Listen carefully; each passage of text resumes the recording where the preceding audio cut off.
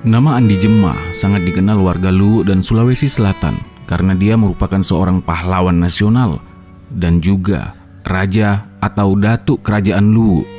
Andi Jemma merupakan teladan dalam memperjuangkan kemerdekaan Indonesia. Sebagai keturunan raja, Andi Jemma rela mengorbankan kemewahan dan berjuang mengusir penjajah di tanah kelahirannya. Bahkan pada 5 Oktober 1945, Andi Jemma sempat mengultimatum pihak sekutu agar segera melucuti tentaranya dan kembali ke tangsinya di Palopo. Andi Jemma adalah putra dari Andi Kambo, raja atau datuk kerajaan Luwu. Beliau lahir pada Selasa 23 Februari 1901 di Palopo, Sulawesi Selatan. Andi Jemma memulai pendidikan formal di Inlanden School, sekolah dasar untuk pribumi selama 5 tahun pada 1910. Di dalam lingkungan istana, Andi Jemma sering diajak orang tuanya menghadiri rapat-rapat adat sehingga mendapatkan pengetahuan yang cukup tentang masalah pemerintahan dan kemasyarakatan. Pada tahun 1906, kerajaan Luwu ditaklukkan oleh Belanda dan Andi Kambo terpaksa menandatangani kontrak politik yang mengharuskan untuk menjalankan pemerintahan sesuai dengan keinginan Belanda. Lalu saat Datuk Luwu Andi Kambo meninggal dunia pada tahun 1935, nama Andi Jemma masuk dalam daftar pengganti raja, di mana ada 3 calon yang berhak akan pengganti raja, termasuk Andi Jemma.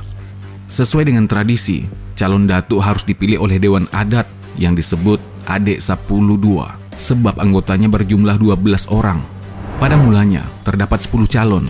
Setelah diseleksi, tersisa 3 calon, termasuk Andi Jemma. Orang-orang rangkong dari Tanah Toraja, pendukung fanatik Andi Jemma, mengancam akan menjadikan Luwu mandi darah apabila bukan Andi Jemma yang diangkat sebagai Datuk Luwu.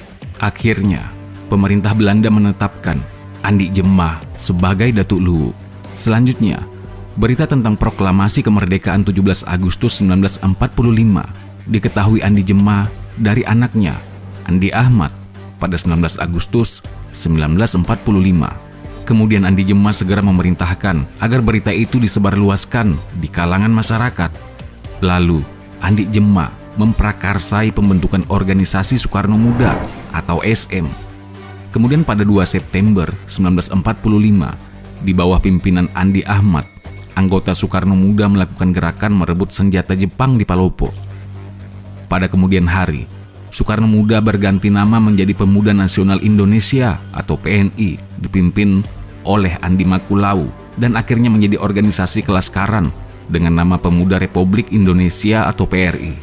Bersama dengan mertuanya, Andi Mapanyuki, Raja Bone, Andi Jemma memprakarsai pertemuan Raja-Raja Sulawesi Selatan pada pertengahan Oktober 1945.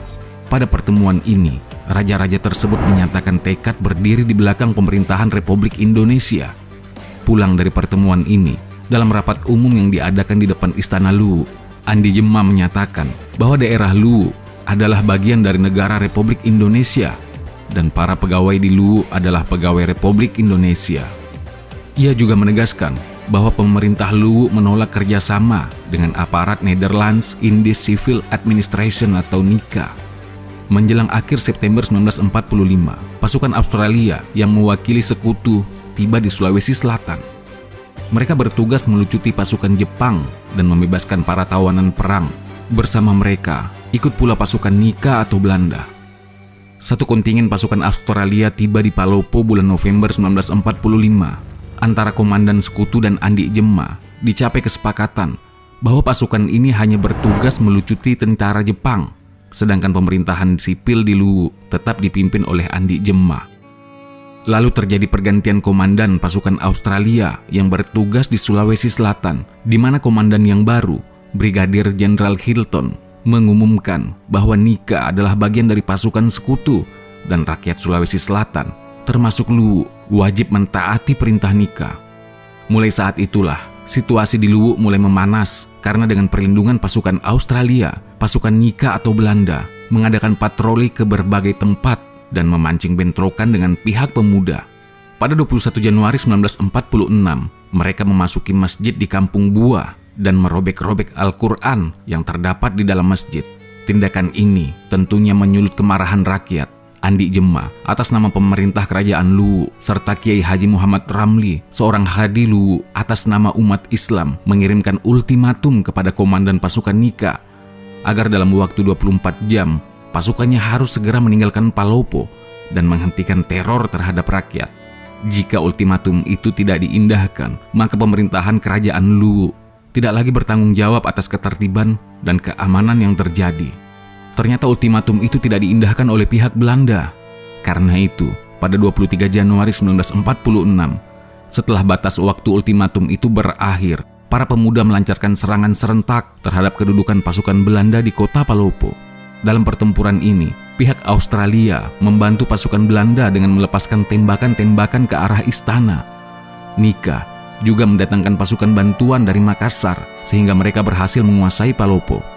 Merasa terjepit, para pemuda mengungsikan Andi Jemma. Namun pada 2 Juni 1946, Andi Jemma dan istri serta semua yang berada di pengungsian Batu Putih berhasil ditangkap kolonial Belanda. Kemudian mereka dibawa kolonial Belanda ke Kolaka. Pada 6 Juni 1946, mereka dipindahkan lagi ke Makassar. Andi Jemma kemudian ditempatkan di tangsi polisi di Jongaya. Dari Jongaya kemudian dipindahkan lagi ke Bantaeng, lalu ke Pulau Selayar.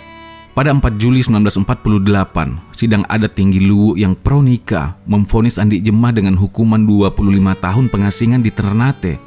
Dalam pengasingan di Ternate, Andi Jemma tidak ditempatkan di penjara, melainkan di sebuah rumah sewaan.